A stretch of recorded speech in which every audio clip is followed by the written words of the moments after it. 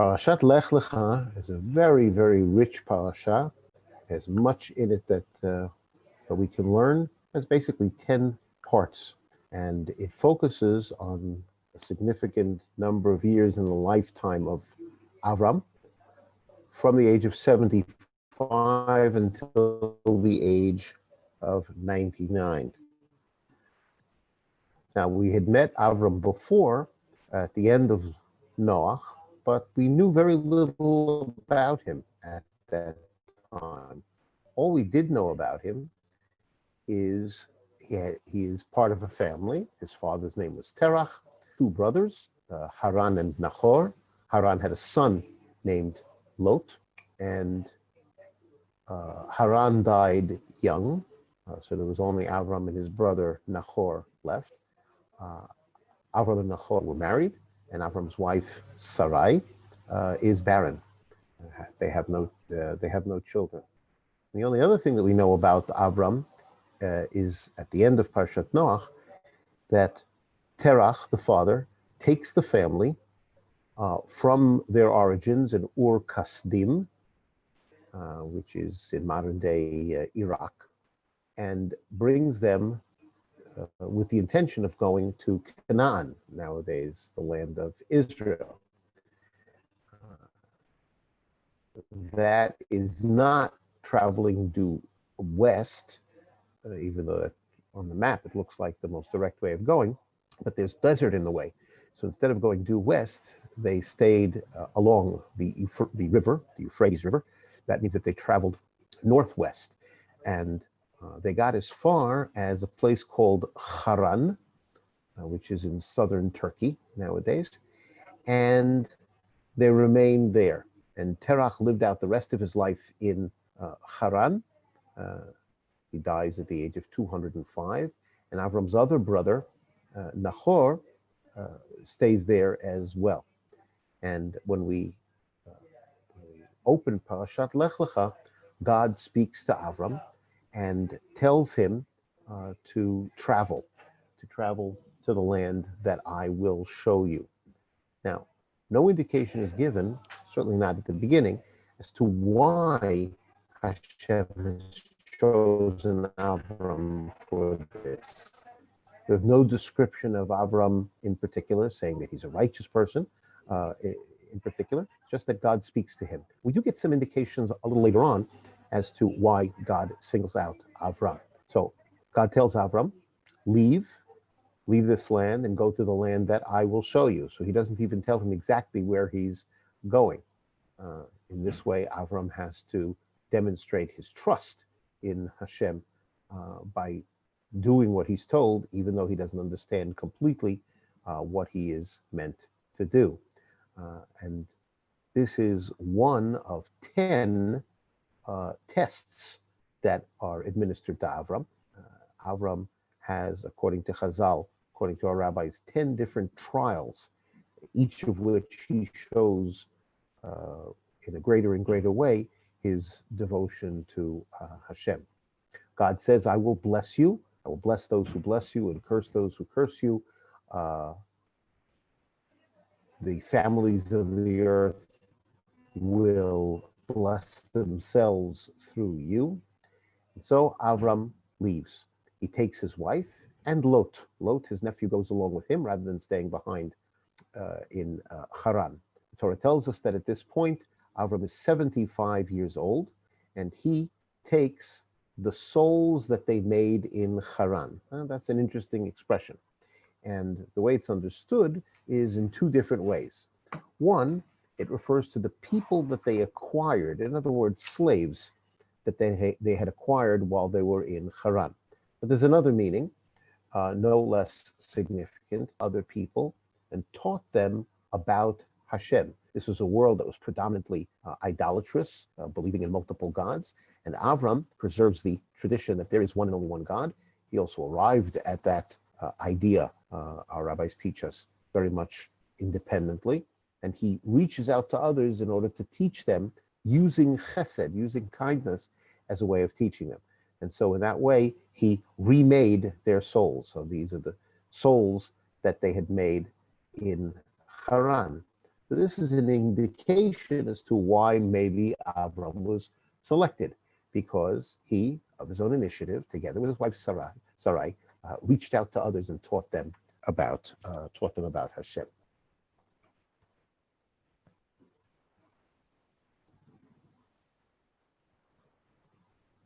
One moment. Okay. So they travel and they cross over into the land of Israel, crossing over at a place called Shechem. Shechem is the first place where he resides when in the land of Israel, the land of Kanan. It's at this place that Hashem promises to give this land, known as the land of Canaan, to Avram's descendants. And Avram builds an altar as a way of commemorating this event of encounter with God, and also to use it as a focal point to teach others about God. From this point, he travels, going in a southerly direction, traveling to a place between Bet-El and Ai, and builds an altar there as well. Avram builds altars in a number of places. And he continues to travel southward, and that would seem to suggest that his interest is in going to the possibly the location of Yerushalayim, or the place that would someday be. The next major event that happens in the Parsha, the Torah tells us, is that a famine strikes the land of Canaan. And this is yet another test, because here God has told him to relocate, and very soon after he arrives in the land, a famine, a very severe famine, strikes the land. The question is, how will Avraham take this turn of events? Will he complain to Hashem that he has to leave the land that God told him to go to because it's impossible to continue? Well, he doesn't complain. Instead, he begins traveling to Egypt, the place where there would be food. Along the way, and right outside of Egypt, Avram speaks to Sarai and says, because of your beauty, I'm afraid that they are going to take you, but they're going to kill me first. And therefore, in order to preserve my life, and also for your benefit as well, for your benefit, Sarai, that I am with,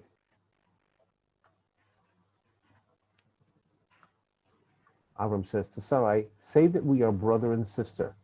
This way they will not kill me. They'll keep me alive. Even if they're interested in you, they will not kill me. And the Egyptians who notice Sarai's beauty sing her praises to Pharaoh, and Sarai is brought to Paro. Pharaoh enriches Avram as a way of expressing his appreciation for being able to take Sarai. However, Paro and his entire household are stricken with plagues. And Paro figures out that the reason why this is happening to him is because of the fact that Sarai is a married woman, and he should not have taken her. So Paro says to Avram, you must go, leave the land of Egypt and return.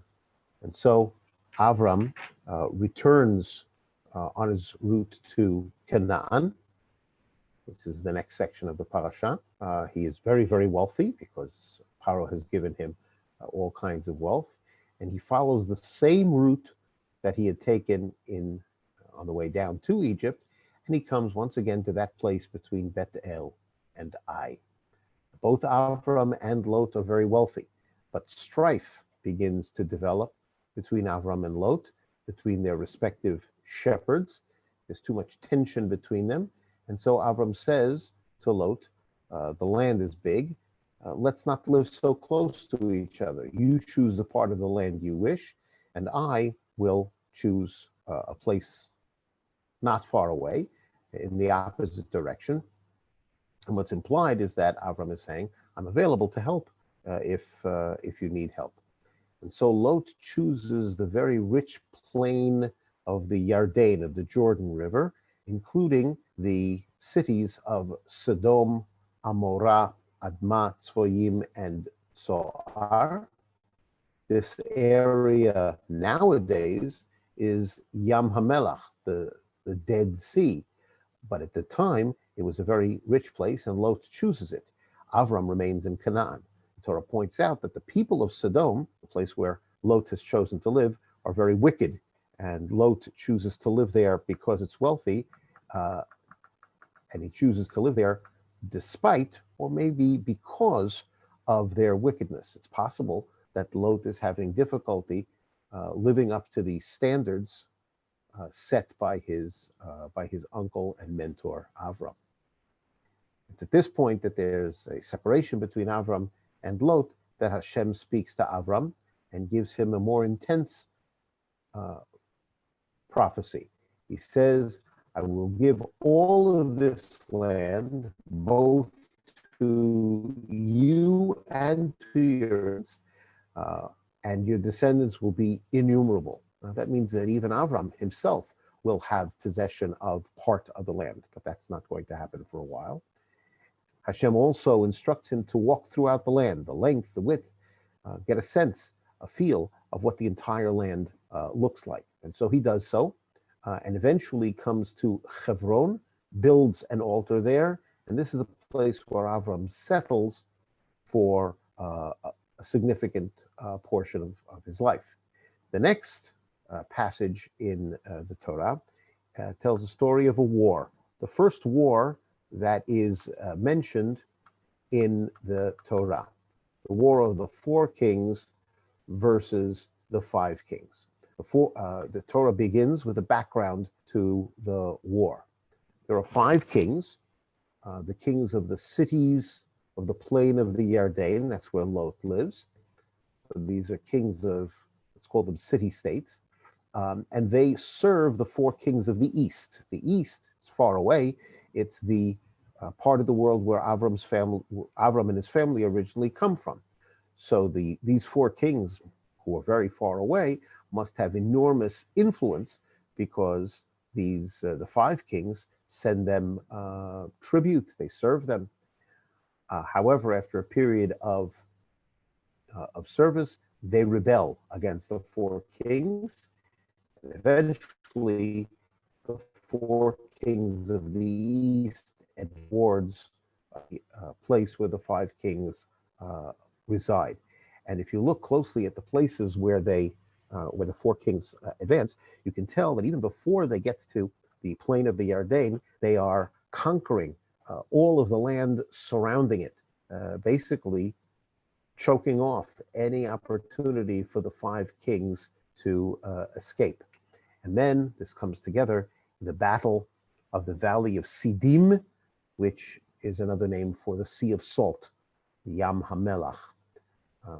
Nowadays, it's a sea of salt, but at the time it's a valley, and this is the place where the 4 kings and the 5 kings battle. The 4 kings are victorious, and they take all of the spoils from those 5 kings, and in addition, and maybe primarily, they take Lot as a captive as well, and they begin to return to their lands, which means that they travel north, and eventually they're also going to go east. As I said, you don't travel in a straight line, you avoid the desert. So they're traveling north, and then they're going to go east. Avram, in the next section, fights. He fights to protect his nephew, even though there's been some estrangement between them, but it's time to fight to help him out. First, Avram gets a report from a refugee that Lot has been taken captive. Avram amasses his small army, the people who are with him. The Torah says that there are 318 of them.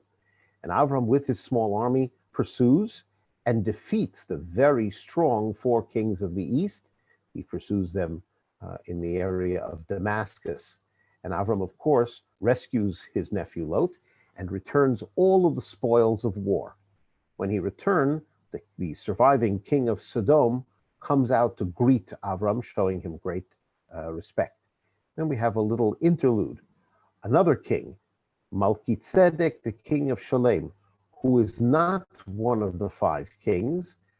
He's the king of Shalem, which is probably Jerusalem, which is nearby. And he comes out and blesses Avraham and blesses Hashem.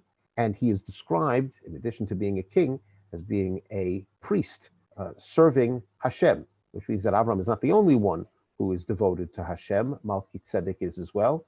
And our rabbis teach us that Melchizedek is none other than the son of Noach, Shem, which is Avram's ancestor. Avram gives Melchizedek a tenth because it is important to serve, to show service towards a priest by giving him a tenth. And then there is an encounter between Avram and the king of Sodom. The king of Sodom says to Avram, of course, keep the spoils of war because you're entitled to them, but please return my people back to me. Avram's response is, I will take nothing. I will not take anything of the spoils, take it all back, not only the people. However, my allies, those who went to battle, helping me in battle, are entitled to take their fair share of the spoils. The next passage, very rich passage, is known as the Covenant of the Pieces, Brit Bein HaBitarim. Hashem assures Avram that he will have innumerable descendants compared to the stars of heaven. The earlier comparison was to the dust of the earth. Now they're being compared to the stars of the heavens. And Hashem also assures Avram that his descendants will inherit the land. And Avram asks, how will I know? How can I know that my descendants will continue to deserve belonging to this land and having a right to the land? Hashem's response is to tell Avram to take certain animals and to take certain birds. And Avram understands from this that Hashem is going to make a covenant with him. In ancient times, one of the ways of showing the two parties had a covenant, take an animal and cut it in half and have the two parties walk through the pieces, and that would be a sign that they are bound to this covenant. So Avram takes the animals, he cuts the animals, places the pieces opposite each other.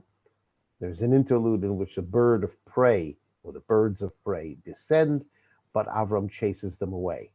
Avram is placed in a dark and terrifying trance, and it's at this point that Hashem teaches Avram what will the future bring.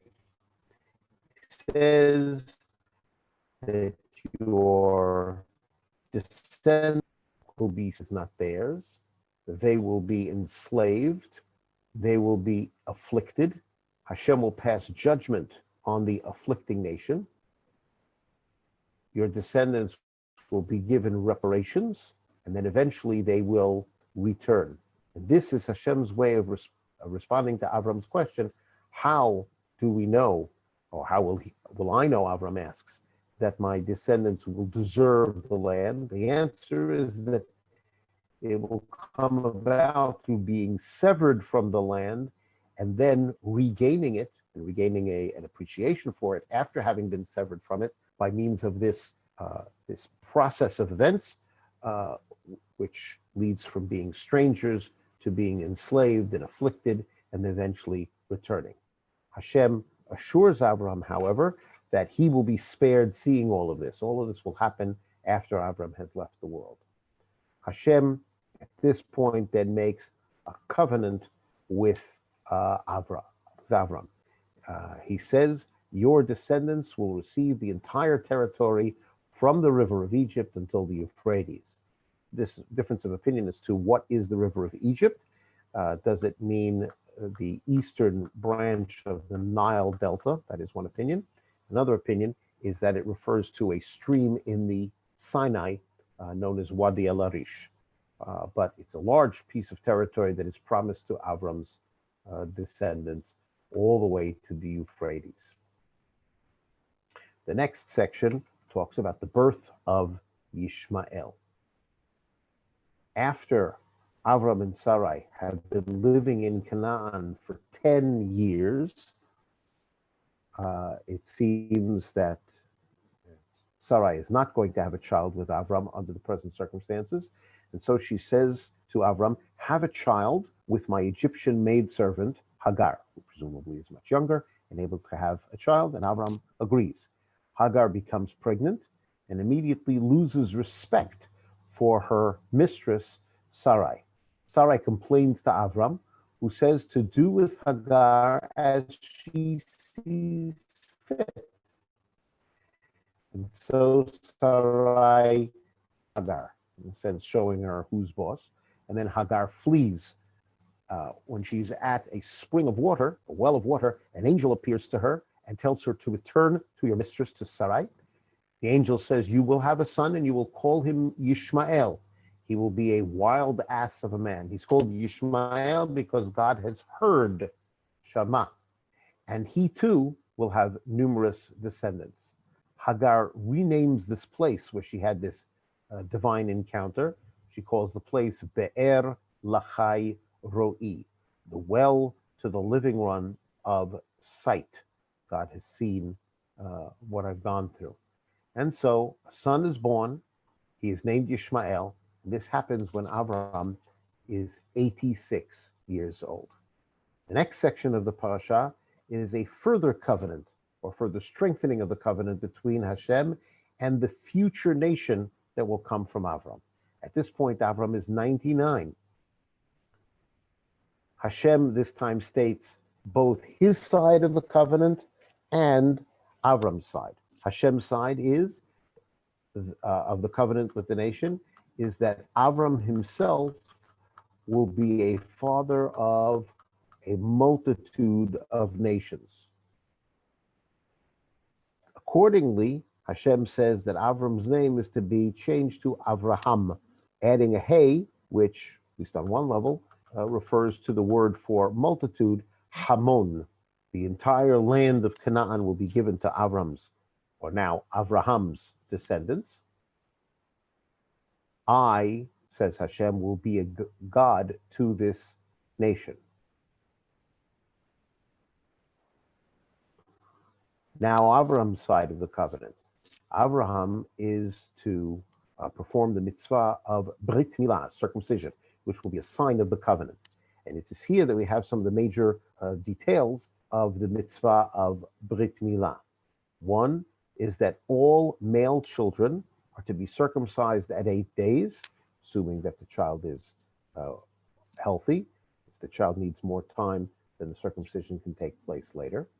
Also, Avram is to circumcise all of his male slaves. And the punishment for failing, intentionally failing to circumcise, or to be circumcised, actually, is severance from the people. That's a divine punishment for failing to do this mitzvah. And just as Avram's name is changed to Avraham, Sarai's name is changed to Sarah. Her name now ends with a hey, similar to that hey in Avraham. She will bear nations and she will bear kings, which means that despite the fact that she is she is old, if Avram is 99, she is 89, she will bear a child. And Avram's response to this is to fall to his face and to laugh, not in disbelief, but in rejoicing and in amazement. And he asks, but what will become of Ishmael? Is he to be ignored? If Sarah now is going to have a child, will Ishmael be ignored? So God reiterates, Sarah will bear you a son. He will be called Yitzchak. Yitzchak coming from the word that means to laugh, because Avram laughed. and it will take place at this time of the year, some future year, turns out to be the following year. The covenant I am making with you, Avraham, will be made with Yitzchak and not with Ishmael. And Ishmael, however, will father 12 princes. So he will get what he deserves as well. The last part of the parasha is Avraham fulfilling Hashem's command to circumcise. He circumcises Ishmael, who is 13 years old. Avraham circumcises all the male slaves, and he circumcises himself with them. And with them suggests that actually he circumcised himself first. At the age of 99, he first circumcised himself, and then circumcised all of the others, all on the same day. And this brings us to the end of Parashat Lech Lecha.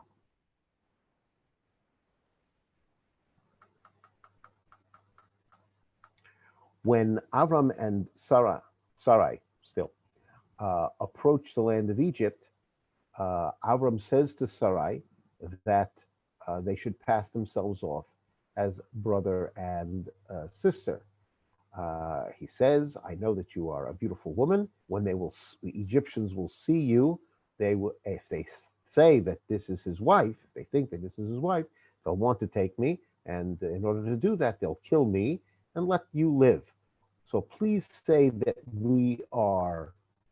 you are my sister, so that it will be good for me, go well with me because of you, and that I may live thanks to you. On one first glance, Avram is asking this of Sarai in order not to be killed, which, as I said earlier, is for Avram's benefit to stay alive, and it's also for Sarah's benefit that Avram stay alive. The Seforno, however, gives a more detailed understanding of what Avram is trying to achieve. The Seforno, Rav Ovadia Seforno, lived in Italy in the 15th century, says that when Avram's intention is that when they will say that they are brother and sister, everyone will hope that I will allow him to marry you.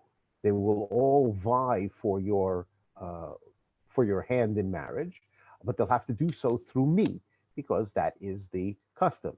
If we're brother and sister, doesn't seem to be a father around, so I'm the one that they will turn to, and they will want me to approve of the marriage, and no one would then consider killing me because they need me in order to gain this approval.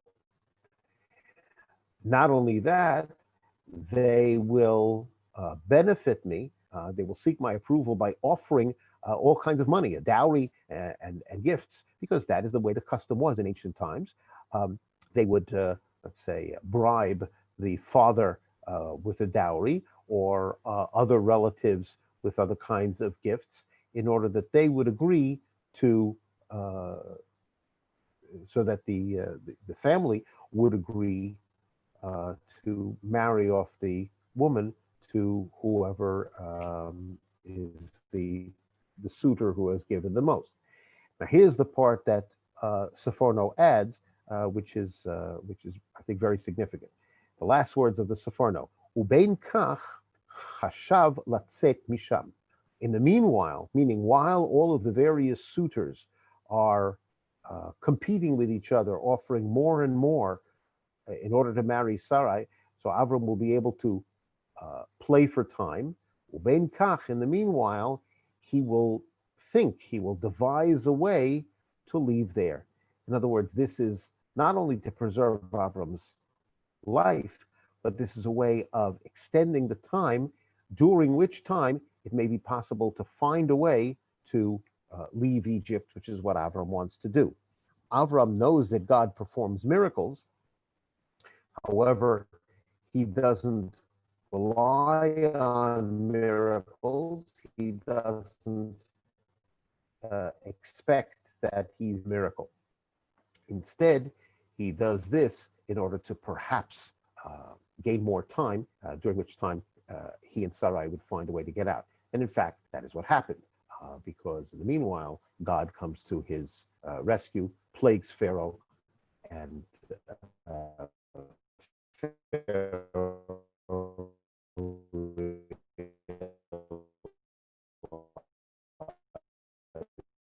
realizes that Avram and Sarai are actually in order the time there during which times discovered that would help them. Well, I thank you all for listening. I look forward to learning with you again in the future. This is Rabbi Avraham Fisher for Parsha Highlights and Insights saying Shalom.